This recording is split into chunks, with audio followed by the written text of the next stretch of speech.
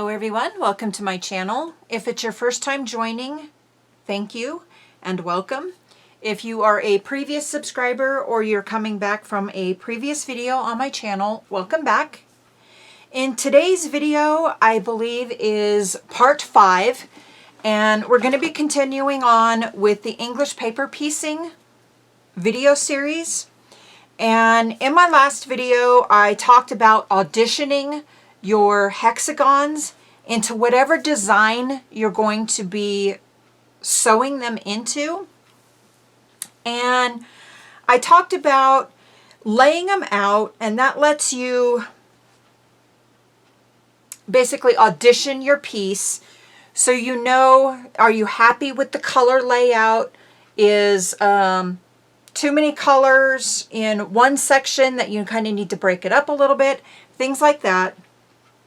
So now what you're going to want to do is you're going to want to take a picture of that. Just snap a picture on your phone. And that way it lets you refer back to your design that you have come up with. If you want a specific hexagon in a specific spot, that'll let you remember where you have actually placed that particular hexagon. And today what we'll be doing is, I have not made any more of the gray pieces yet. I figured I could do those as I progress, and I don't know if I will be adding any more of the white pieces yet, so I have set those aside. I have 2 of my yellow and gray pieces, and I thought maybe I could kind of like pop those in, kind of like just off to the side somewhere, and that would be like maybe a stray petal kind of blowing around, maybe a petal in the wind kind of like thing, just, you know, kind of something. I'm not sure how we're going to do that yet, but I have went ahead and decided that I do definitely like this layout. So what I'm going to do is I have my thread and needle prepared. I have got it knotted. And when I talk about when you're basting your blocks, if you're going to be doing thread basting, I talked about that I actually like using 2 thicknesses of thread. To me, that's just a little bit stronger. So I have went ahead and threaded my needle, and I'm going to zoom in, and we are going to start our actual sewing.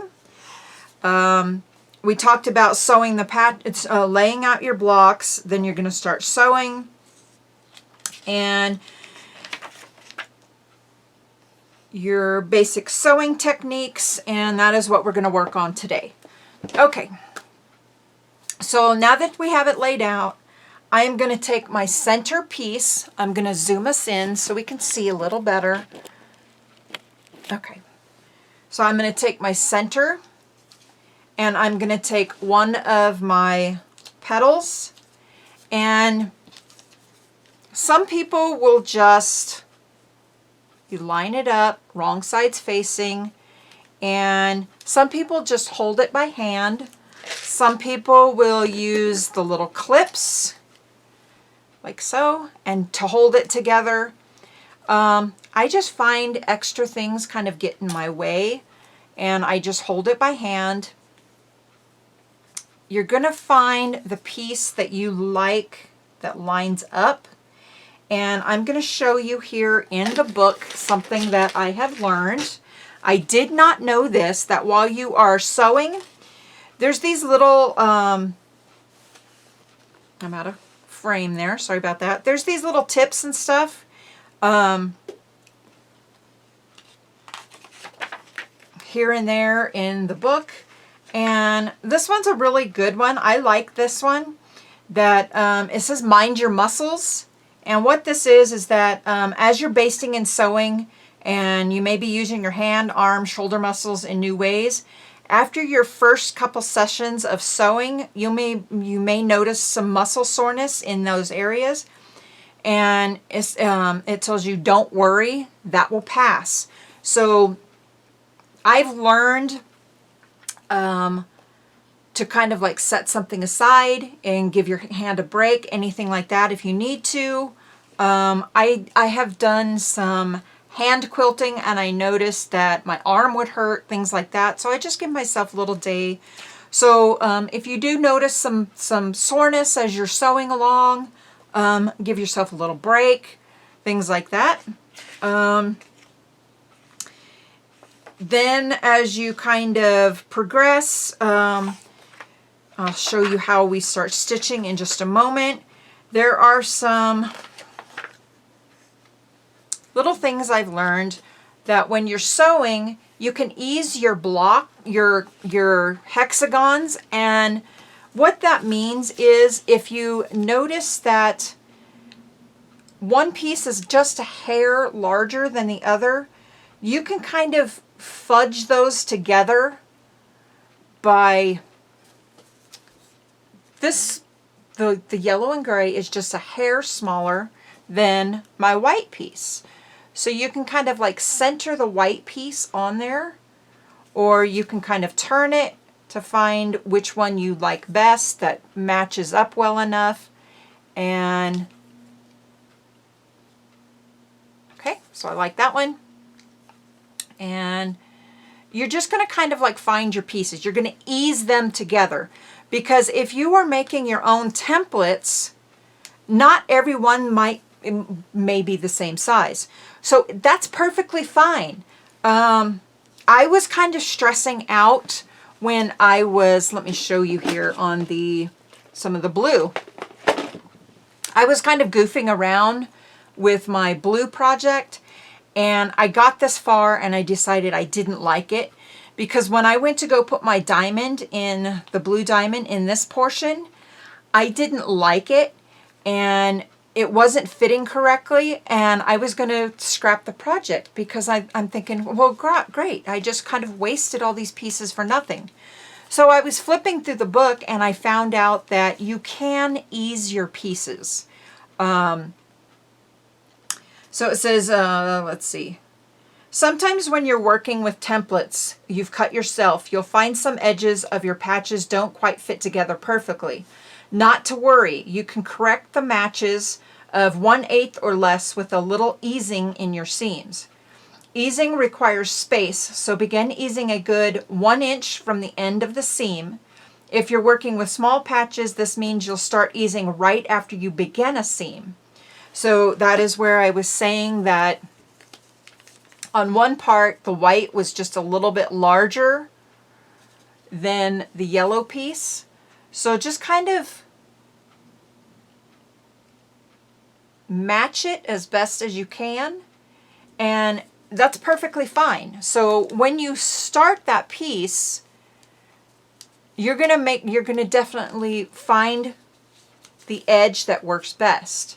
So that is a really good thing to pay attention to as you're starting.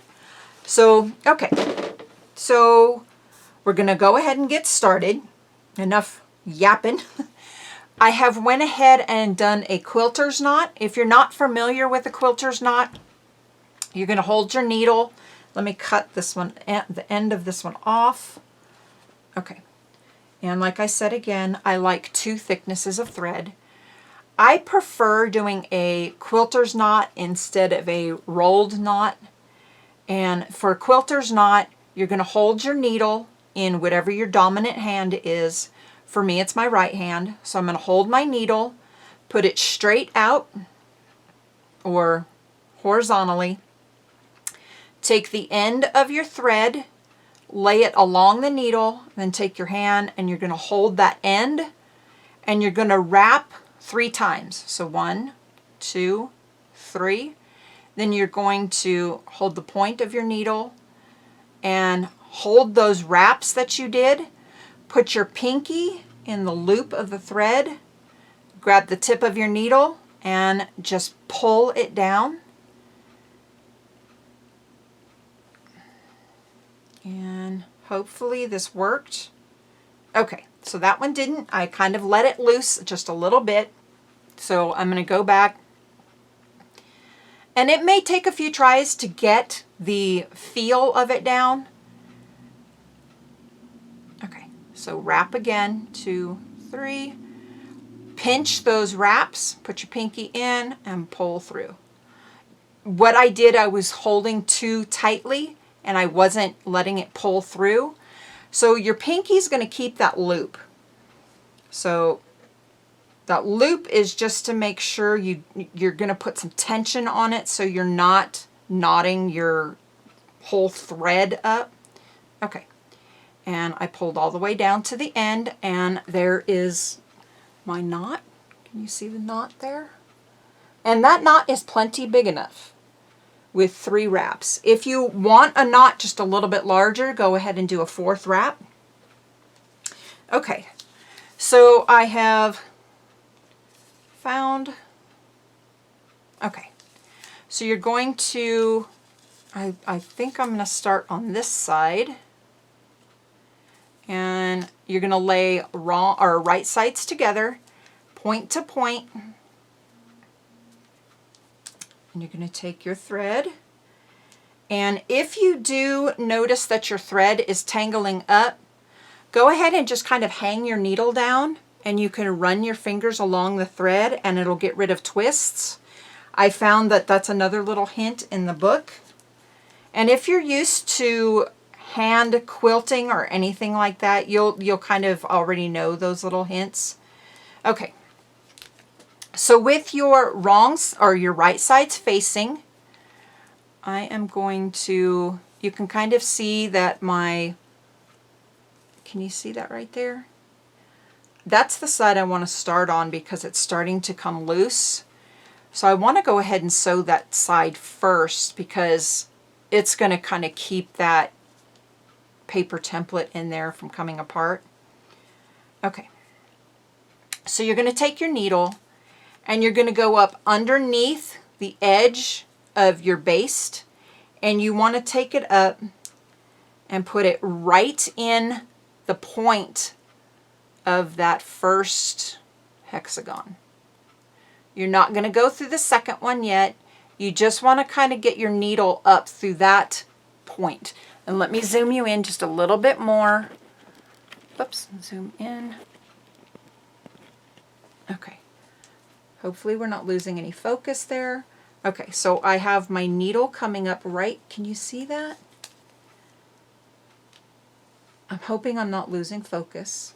Okay, so I have it right up in that point. I'm going to go ahead and pull my needle all the way through so my thread and my knot goes up in.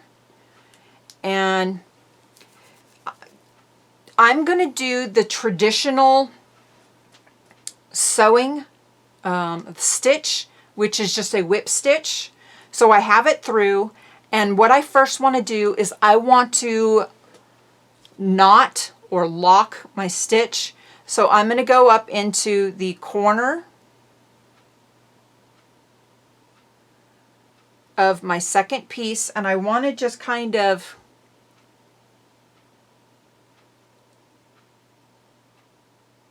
get in there. You're just going to pick up a couple threads. See how I just have that in there? Can you, I hope that is focusing. I'm really sorry. Can you see that? I just have the needle under the first couple of threads. And please excuse my nasty nails. Okay, so I'm going to go ahead and pull that through, and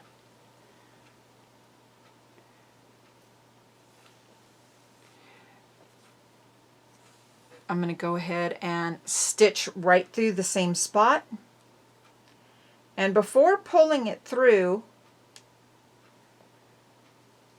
I'm going